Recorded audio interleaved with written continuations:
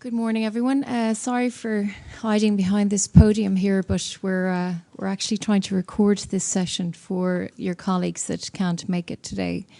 So we're trying to be very, very good in remembering everything that we have to say, and I'm making sure we say it into the microphone.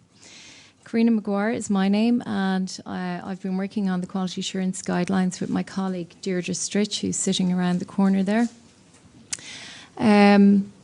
Before we head into the quality assurance guidelines, and it's not a very detailed explanation of them, it's very much an overview today.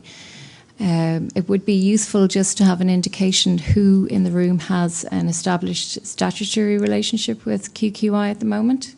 Show of hands. Okay, one maybe, yeah, okay.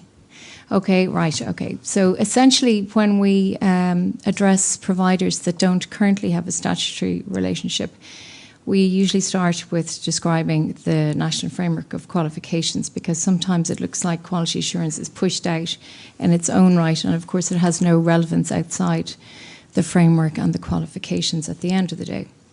So as Sue has mentioned, the National Qualifications Framework is something that this agency, QQI, is also responsible for maintaining, having been involved in the past as one of the amalgamated agencies in establishing that. Going with that is the standards associated with the framework, the quality of the procedures and systems that support that framework, and then also the reputation that's part and parcel of that, explicit and implicit. So it obviously, when you step into the statutory remit, it means, as Sue has mentioned, that it is national and international recognition. So there's quite a lot of advantages in that, but there's also a reputational side that needs to be maintained, and that's part of what QQI is doing through the quality assurance guidelines. And again, before we just describe the infrastructure or architecture of the quality assurance guidelines, maybe just to remind you that quality assurance in its own right is almost like a piece of jargon to describe a kind of a threshold of policies and procedures that are in place, both at the level of the agency and also at the level of the provider, with primary responsibility residing with the provider to support the provision that you're providing. So really, a lot of what we talk about in terms of quality assurance procedures and the guidelines that prompt those are very much in place in most of your institutions, but you're probably not calling them quality assurance procedures. So both myself and my colleague Deirdre Stritch have been working with Sue for the last 3 years quite closely on the English language side of things. So, you know, even in engaging with the documentation through ASALs and the reference framework that you work with there, it's quite visible in terms of the quality assurance pieces that are there.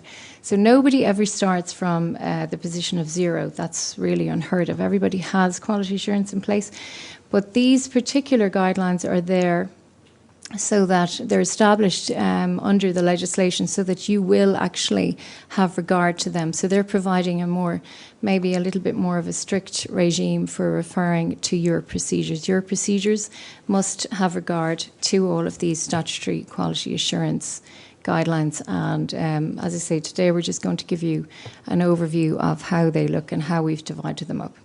So just starting with this diagram. There's one or two of them. Well, I think actually everybody got one on their chair.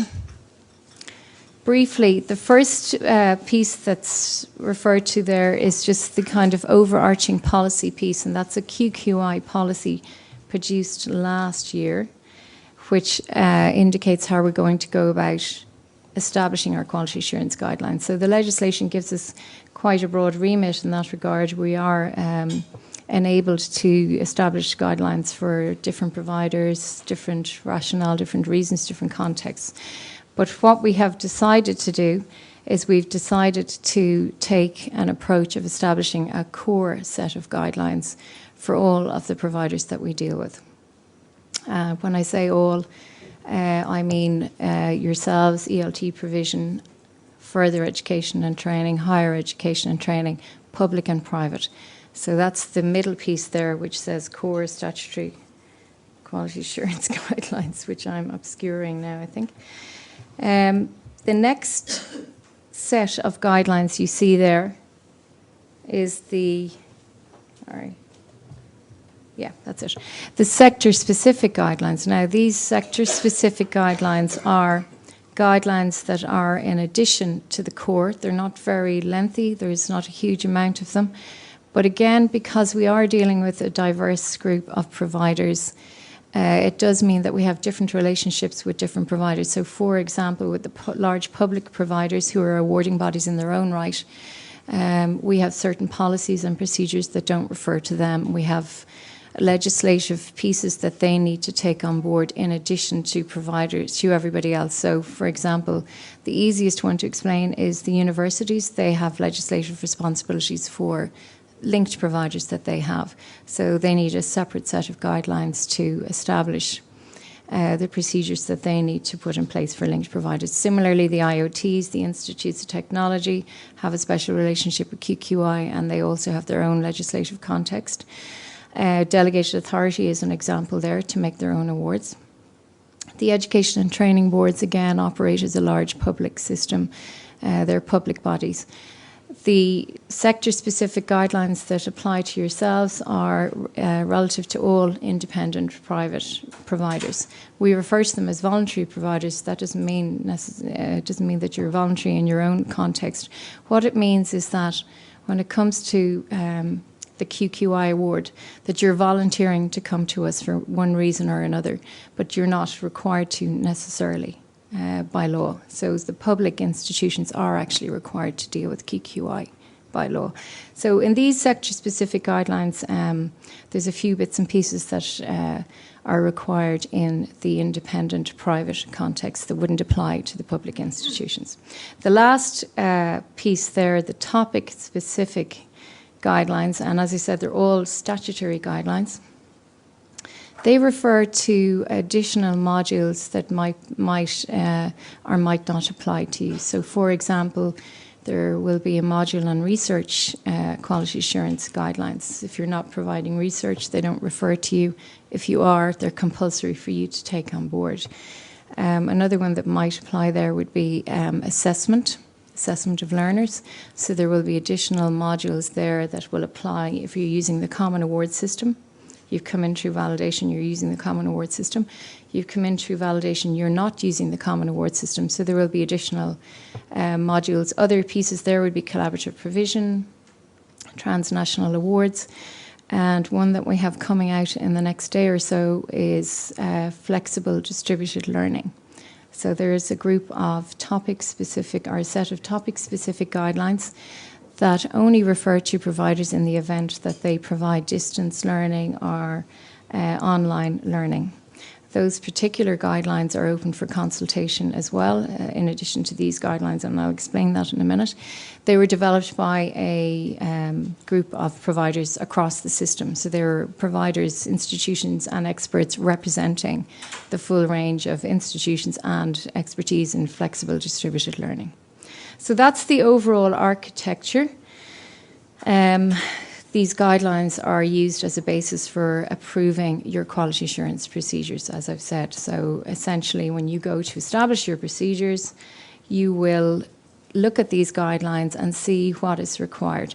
Now, something that's very important to take on board at this point is in that overarching policy, there is a principle there on context-specific and proportionality.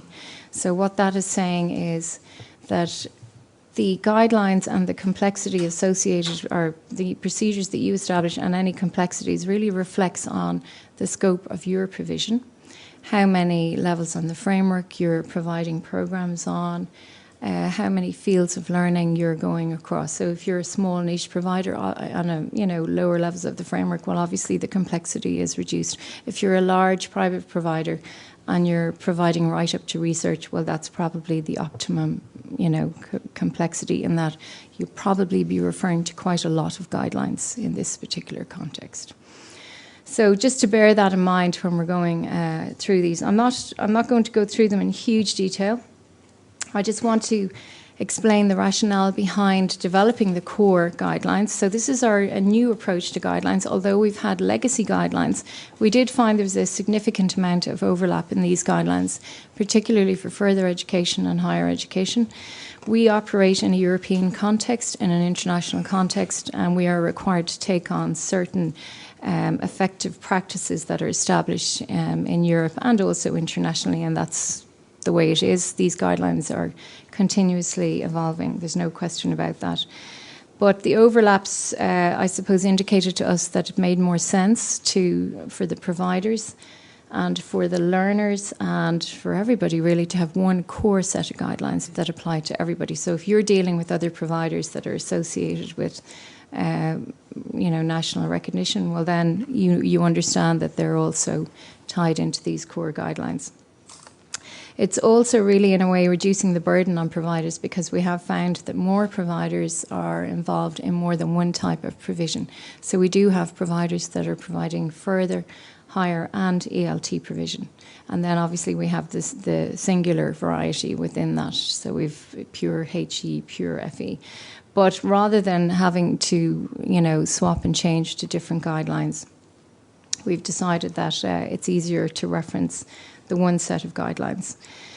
So the core for learners and stakeholders is also important, because that means that the expectations on quality assurance guidelines are more easily understood. They're more easily understood by the stakeholders that you have to engage with, and also the stakeholders in the system, such as the various government departments, any funding agencies, and also, as I've said, learners. Learners need to understand the expectations, and I think it's easier if they're referring to one set of guidelines. The chapters in these guidelines, they're not going to be really radically new information for you, keeping that proportionality principle in mind. Obviously, it's about how you manage your systems in your own institution, how you govern those. You may not have a big board of directors, but there are some, very important principles that try to ensure that your guideline or your procedures are managed at the strategic or at the top level in your organisation, so that they're really impacting back on how things are managed, because there's no point in having quality assurance procedures that are not connected to the decision-making capacity within your organisation. So some of those particular features are pretty straightforward. The documented approach to quality assurance is literally saying that we do expect you to establish in writing and publish your quality assurance procedures. That's a really important piece, because although a lot of you are small entities, you probably haven't written down an awful lot of how you manage and what you do. But it is important nonetheless that everybody understands that your staff know what to do, you know what to do, you meet regularly, you're a small organisation. But it's important to have transparency and clarity on these matters. So you'll be asked to actually establish your full range of procedures, and in doing so, refer them to these guidelines to see where are there gaps, where are there things that you need to cover further. The rest of the chapter guidelines really relate to the different facets of any organisation, really, and they're homing in on particular features when it comes to education and training provision. So, for example, the teaching and learning environment, the expectations, the resources, things like that, staff recruitment and management, supports for learners.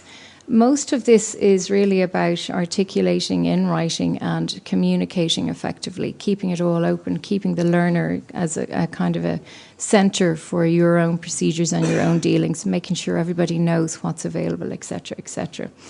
Information and data management is obviously very important when you're dealing with external entities. I think that goes without saying. It's just as important dealing with the revenue commissioners as it is in dealing with the Quality Assurance Agency. Public information. So a lot of those are actually self-explanatory. The last set of guidelines really refer to a top-up on those core guidelines. So they're sector-specific guidelines, which means that for all the private entities, we've bundled in a few little extra pieces into these top-up guidelines that you will look at in addition to the core guidelines.